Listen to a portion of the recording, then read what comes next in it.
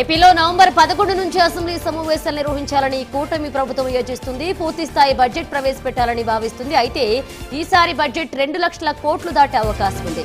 ఇక రాష్ట్రంలో 2 లక్షల కోట్ల ఆదాయం సాధ్యాసాధ్యాలపై ఆర్థిక శాఖ కసరత్తు చేస్తుంది. ప్రజలపై భారం పడకుండా రాబడి తయారు చేసేందుకు ప్రణాళికలు రచించాలని సీఎం చంద్రబాబు అధికారులకు సూచించారని సమాచారం. మంగళగిరి క్యాంప్ కార్యాలయంలో అటవీ శాఖ యాంటీ పోచింగ్ సెల్ పోస్టర్ను డిప్యూటీ సీఎం పవన్ కళ్యాణ్ విడుదల చేశారు. వన్యప్రాణులను వేటాడితే కఠిన చర్యలు తీసుకుంటామని పవన్ కళ్యాణ్ హెచ్చరించారు. వన్యప్రాణుల సంరక్షణకు టోల్ ఫ్రీ నంబర్ అందుబాటులోకి తీసుకొచ్చినట్లుగా ఆయన తెలియజేశారు. జనసేన పార్టీ రాష్ట్ర ప్రధాన కార్యదర్శి తన అన్నయ్య నాగబాబుకు జనసేన పార్టీ అధినేత AP deputy CM Pawan birthday wishes తెలియజేశారు. చిన్నన్నయ్య శ్రీ నాగబాబు గారికి హృదయపూర్వక జన్మదిన శుభాకాంక్షలను పేర్కొన్నారు. సాహిత్యంతో పాటు సామాజిక రాజకీయ అంశాలను తెలిపే పుస్తకాలు పరిచయం చేసింది నాగబాబునంటూ పవన్ కళ్యాణ్ తెలిపారు. ఏపీ ప్రజలకు కూటమి ప్రభుత్వం దీపావళి గిఫ్ట్ ఇచ్చింది. ఉచిత సిలిండర్ పథకానికి కూటమి ప్రభుత్వం శ్రీకారం చుట్టింది. నేటి నుంచి గ్యాస్ ప్రీ బుకింగ్ ప్రారంభమైంది. గ్యాస్ కనెక్షన్ అలాగే రేషన్ ఆధార్ కార్డులు ఉన్నవారు గ్యాస్ డీలర్ వద్ద ఈకేవైసీ చేయించుకోవాలని అధికారులు స్పష్టం చేశారు. పూర్తి సొమ్ము చెల్లించి సిలిండర్ ని తీసుకుంటే 2 రోజుల్లో ప్రభుత్వం ఆ డబ్బు జమ చేస్తుందని వివరించారు. ఏపీ గవర్నర్ అబ్దుల్ నజీర్ తో సీఎం చంద్రబాబు భేటీ కానున్నారు. ఈ భేటీలో ఏపీలో జరుగుతున్న తాజా పరిణామాలపై, వచ్చే నెల బడ్జెట్ సమావేశాలు తదితర అంశాలపై గవర్నర్ తో సీఎం చర్చించనున్నారనే సమాచారం. పెట్టుబడుల ఆకర్షణ లక్ష్యంగా అమెరికాలో మంత్రి నారా లోకేష్ పర్యటిస్తున్నారు. ఇందులో భాగంగా మైక్రోసాఫ్ట్ సీఈఓ సచిన్ నాదెళ్లతో మంత్రి నారా లోకేష్ భేటీ అయ్యారు. ఏపీలో డిజిటల్ గవర్నెన్స్ సాంకేతిక సహకారం అందించాలని నారా లోకేష్ సచిన్ నాదెళ్లను విజ్ఞప్తి చేశారు. అలాగే అమరావతిని ఏఐ క్యాపిటల్ గా తీర్చిదిద్దేందుకు సహకరించాలని కోరారు. ఈ మేరకు ఒకసారి ఏపీని సందర్శించాలని మంత్రి నారా లోకేష్ సచిన్ నాదెళ్లను ఆహ్వానించారు. రేపు గాంధీ భవన్ లో కులగణనపై కాంగ్రెస్ ప్రభుత్వ సమావేశం నిర్వహించనుంది. పీసీసీ అధ్యక్షుడు మహేష్ కుమార్ గౌడ్ అధ్యక్షతన ఈ సమావేశం జరగనుంది. ఈ సమావేశానికి మంత్రులు, ప్రభుత్వ విప్లు, జిల్లా కాంగ్రెస్ అధ్యక్షులను ఆహ్వానించనున్నారు. రాష్ట్రంలో నిర్వహించాల్సిన కులగణన తీరుపై వారి అభిప్రాయాలు, సలహాలను సీఎం రేవంత్ రెడ్డి తీసుకోనున్నారు. తెలంగాణలో మరోసారి భారీగా ఐఏఎస్ల బదిలీలు జరిగాయి. 13 మంది ఐఏఎస్లను ప్రభుత్వం ట్రాన్స్ఫర్ చేసింది. ఈ మేరకు సీఎస్ శాంతికుమారి ఉత్తర్వులు జారీ చేశారు. నల్గొండ కలెక్టర్ గా త్రిపాఠి, రంగారెడ్డి కలెక్టర్ గా నారాయణరెడ్డి, యాదాద్రి కలెక్టర్ గా హనుమంతరావు, మున్సిపల్ శాఖ డైరెక్టర్ గా టీకే శ్రీదేవిని నియమించింది.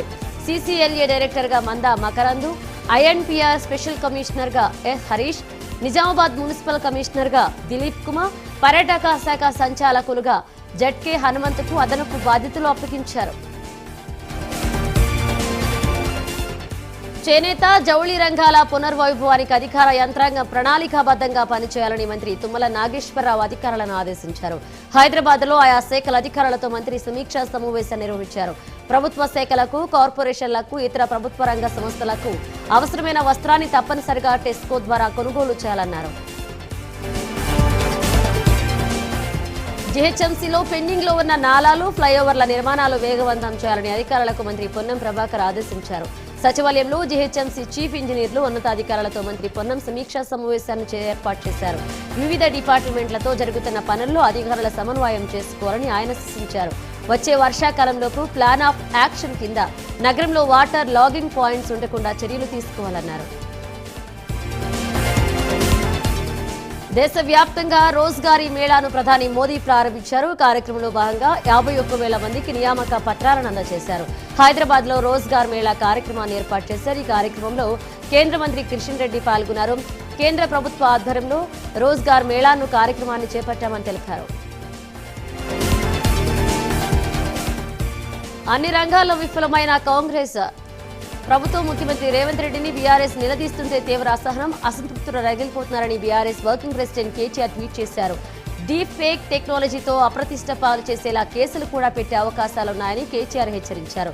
బీజేపీ, కాంగ్రెస్, టీడీపీతో పాటు ఆయా పార్టీల సోషల్ మీడియా విభాగాలు బీఆర్ఎస్ ని టార్గెట్ చేస్తూ ట్రోలింగ్ మొదలు పెడతాయని కేటీఆర్ కార్యకర్తలకి అప్రమత్తం చేశారు.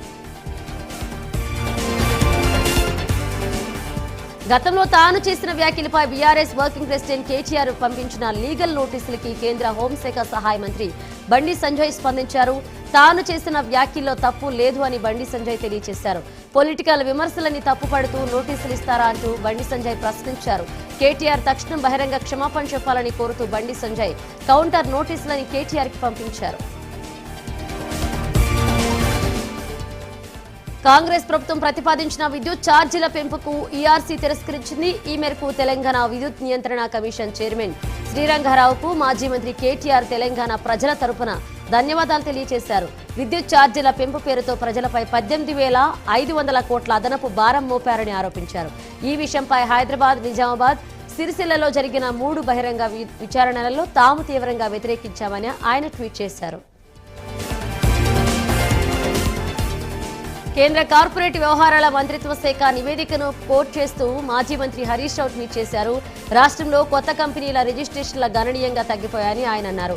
కాంగ్రెస్ ప్రభుత్వం అధికారంలోకి వచ్చాక రాష్ట్రం అభివృద్ధి చెందడం లేదని ఆరోపించారు. కాంగ్రెస్ ప్రభుత్వ అసమర్థత వల్ల తెలంగాణలో ఉద్యోగ, ఉపాధి అవకాశాలు కోల్పోవడమే కాక ఆర్థిక అభివృద్ధి ప్రశ్నార్థకంగా మారిందని హరీష్ రావు ఎక్స్లో పేర్కొన్నారు.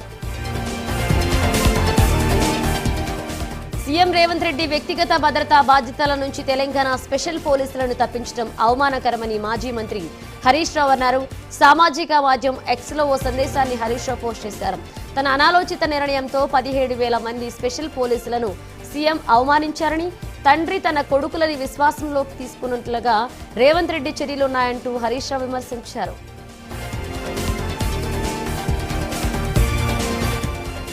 రేవంత్ సర్కార్ తెలంగాణ రాష్ట్రాన్ని ఆర్థికంగా దివాళా తీస్తుందని మాజీ మంత్రి జగదీష్ రెడ్డి విమర్శించారు. పత్తి రైతులను ఈ ప్రభుత్వం పట్టించుకోవడం లేదని, తేమ శాతం పేరుతో రైతులను తీవ్ర ఇబ్బందులకు గురి చేస్తున్నారని మండిపడ్డారు జగదీష్.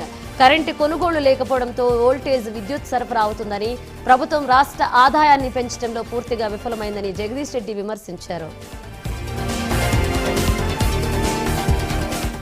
డిప్యూటీ సీఎం బట్టి విక్రమార్కపై కూకట్పల్లి ఎమ్మెల్యే మాధవరం కృష్ణారావు మండిపడ్డారు. కూకట్పల్లి నియోజకవర్గంలో చెరువుల గురించి డిప్యూటీ సీఎంతో పాటు సీఎం రేవంత్ ను కూడా అధికారులు తప్పుదోవ పట్టిస్తున్నారని ఆరోపించారు. నియోజకవర్గంలో 9 చెరువులు కబ్జాలకు గురయ్యాయని, ఎవరైనా తప్పుడు ప్రచారం చేస్తే వారిపై చట్టపరమైన చర్యలు తీసుకుంటామని హెచ్చరించారు. నియోజకవర్గ వ్యాప్తంగా ఉన్న 9 చెరువులను ప్రభుత్వం అభివృద్ధి చేయాలని డిమాండ్ చేశారు. సిద్దిపేట జిల్లా కుకునూరుపల్లి పోలీస్ స్టేషన్ వద్ద బీజేపీ శ్రేణులతో మెదక్ ఎంపీ రఘునందన్ రావు ఆందోళన చేపట్టారు. కొండపాక మండలం తిమ్మారెడ్డపల్లిలో నిర్మాణంలో ఉన్న చర్చి గోడను బీజేపీ కార్యకర్తలు కూల్చారని పలువురు పోలీసులకు ఫిర్యాదు చేశారు. దీంతో పలువురు బీజేపీ కార్యకర్తలను కుకునూరుపల్లి పోలీసులు అరెస్ట్ చేశారు. రైతులకు ఇచ్చిన 6 హామీలను నెరవేర్చడంలో కాంగ్రెస్ ప్రభుత్వం విఫలమైందని మాజీ మంత్రి సింగిరెడ్డి నిరంజన్ రెడ్డి అన్నారు. ఈ మేరకు వనపర్తి జిల్లా కేంద్రంలోని పాలకేంద్రం వద్ద బీఆర్ఎస్ పార్టీ తలపెట్టిన రైతాంగ ప్రజా నిరసన సదస్సుకు పార్టీ నాయకులు ఏర్పాట్లు పూర్తి చేశారు. పెద్ద సంఖ్యలో రైతులు పాల్గొని సభా ప్రాంగణాన్ని మాజీ మంత్రి సింగిరెడ్డి నిరంజన్ రెడ్డి పరిశీలించారు. అనంతరం పార్టీ నాయకులకు పలు సూచనలు చేశారు. జగన్ పాలన వెలిగొండ ప్రాజెక్టుకు శాపంగా మారిందని ఏపీ మంత్రి నిమ్మల రామానాయుడు ఆరోపించారు. వెలిగొండ ప్రాజెక్టు పనులను మంత్రులు గొట్టిపాటి రవికుమార్, డోలా బాలవీరాంజనేయ స్వామి తదితరులతో కలిసి మంత్రి నిమ్మల పరిశీలించారు. 5 ఏళ్లలో 3,518 కోట్ల బడ్జెట్ కేటాయించి అందులో కేవలం 170 కోట్లు మాత్రమే జగన్ ఖర్చు పెట్టారన్నారు. గత ప్రభుత్వంలో ఒక గ్రామానికి కూడా పునరావాస కాలనీ నిర్మించలేదని ఆయన ఆగ్రహాన్ని వ్యక్తం చేశారు. తూర్పుగోదావరి జిల్లా రాజమండ్రిలో 2027లో జరిగే పుష్కరాల ఏర్పాట్లపై సమీక్ష నిర్వహించారు. మంత్రి కందుల దుర్గేష్ ఆధ్వర్యంలో ఉన్నత స్థాయి సమీక్షించారు. ఈ సమావేశంలో ఏపీ ఎంపీ పురంధేశ్వరి అలాగే ఎమ్మెల్యేలు పాల్గొన్నారు. 2027లో జరిగే గోదావరి పుష్కరాలకు సంబంధించి ఏర్పాట్లపై చర్చించారు.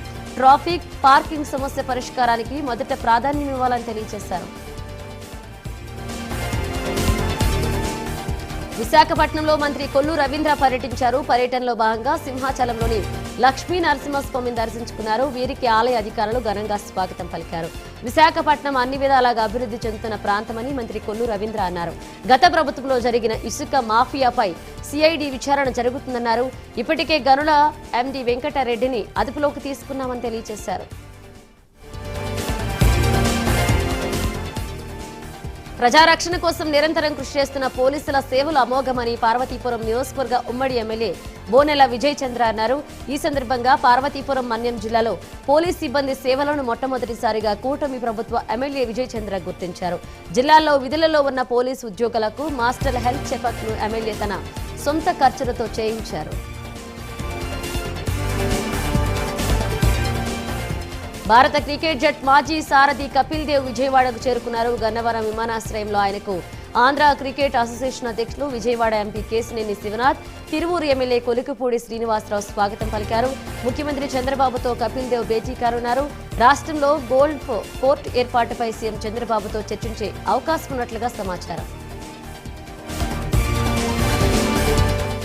రీల్స్ చేశారనే కారణంతో ఉద్యోగాన్ని కోల్పోయిన బస్ డ్రైవర్ లోవరాజు అనే వ్యక్తికి మంత్రి నారా లోకేష్ అండగా నిలిచారు.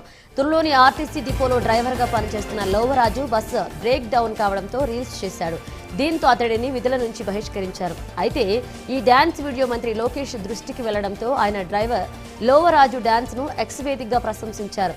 దీంతో అధికారులు లోవరాజుకు మళ్లీ విధుల్లోకి తీసుకున్నారు. ఏపీ హైకోర్టులో వైసీపీ ఎంపీ మిథున్ రెడ్డికి ఊరట లభించింది. ఎంపీ మిథున్ రెడ్డితో పాటు మరికొందరికి షరతులతో కూడిన ముందస్తు బెయిల్ ని మంజూరు చేసింది హైకోర్టు. పొంగనూరు పోలీసులు నమోదు చేసిన కేసుల్లో ముందస్తు బెయిల్ మంజూరు చేసింది AP high court. AP vigilance commissioner గా అనిల్ చంద్ర పునేటా నియమితులయ్యారు. ఈ మేరకు ఆయనను 2 ఏళ్ల పదవీ కాలంలో నియమిస్తూ ప్రభుత్వం ఉత్తర్వులు జారీ చేసింది.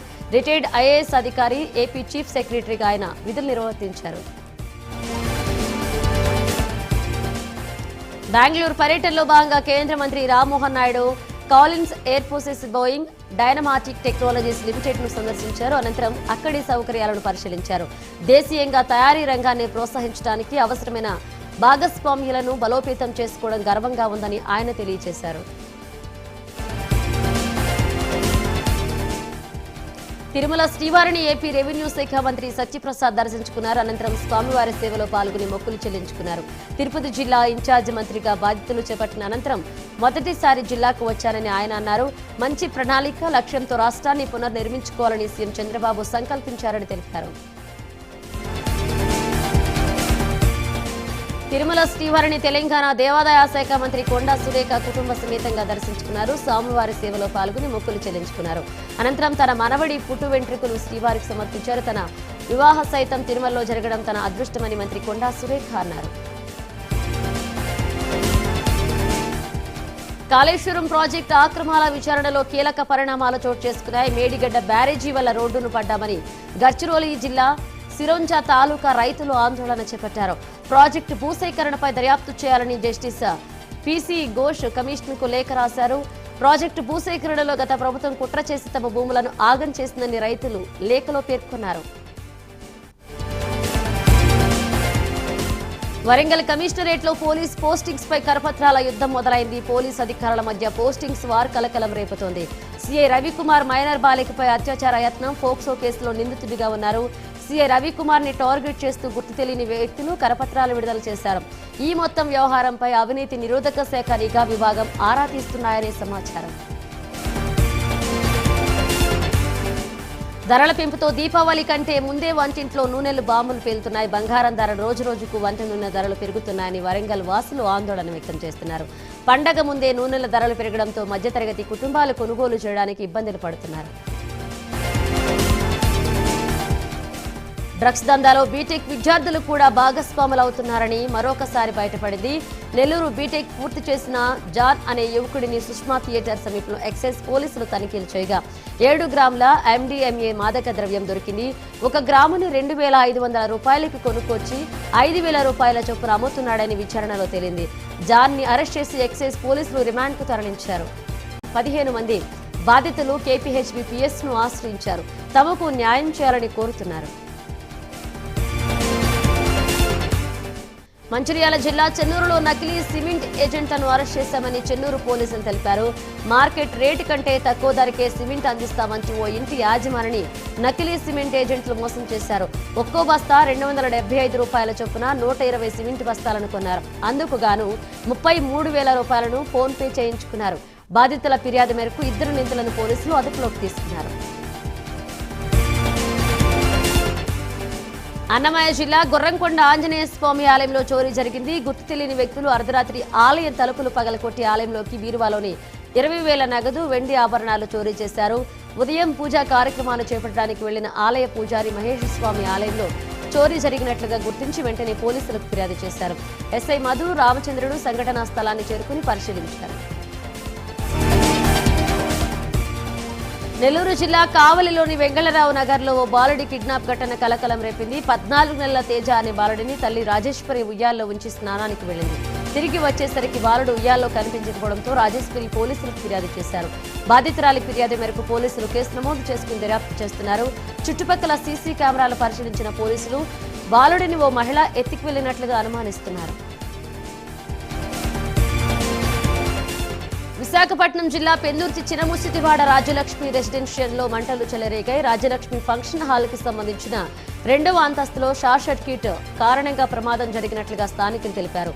సమాచారం అందుకున్న పెందుర్తి పోలీసులు సంఘటనా స్థలానికి చేరుకుని త్వరితగిన మంటలను అదుపులోకి తీసుకువచ్చారు. ఈ ప్రమాదంలో ఎటువంటి ప్రాణ నష్టం జరగలేదని సీఐ సతీష్ తెలియజేశారు. చిత్తూరు జిల్లా పుంగనూరులో అమానుష ఘటన చోటు చేసుకుంది. చిన్నమీటపల్లిలో బాలికపై 23 సంవత్సరాల చరణ్ అనే వ్యక్తి అత్యాచారం చేశారు. బాధితుల ఫిర్యాదు మేరకు పోలీసులు నిందితుడు చరణ్ ను అదుపులోకి తీసుకుని కేసు నమోదు చేసి దర్యాప్తు చేస్తున్నారు. బాలికను వైద్య పరీక్షల నిమిత్తం పుంగనూరు ప్రభుత్వ ఆసుపత్రికి తరలించారు. మహిళల పట్ల ఓ వ్యక్తి అమానవీయంగా ప్రవర్తించిన ఘటన కృష్ణా జిల్లా మవ మండలం యుద్దరపూడిలో చోటు చేసుకుంది. తమ పొలంలో ఫెన్సింగ్ వేసేందుకు స్తంభాలకు తీసుకువెళ్లి దించుకుంటే అడ్డుకుని తమపై కర్రతో దాడి చేశారని బాధిత మహిళలు ఆవేదన వ్యక్తం చేశారు. కొన్నేళ్ల క్రితం ఆ మహిళకు చెందిన కుమారుడిని కూడా కర్రతో కొట్టి మంచానికి పరిమితమయ్యేలాగా చేశారని ఆరోపించారు. ఇప్పటికైనా ఉన్నతాధికారులు స్పందించి తమకు రక్షణ కల్పించారని బాధిత మహిళలు కోరారు.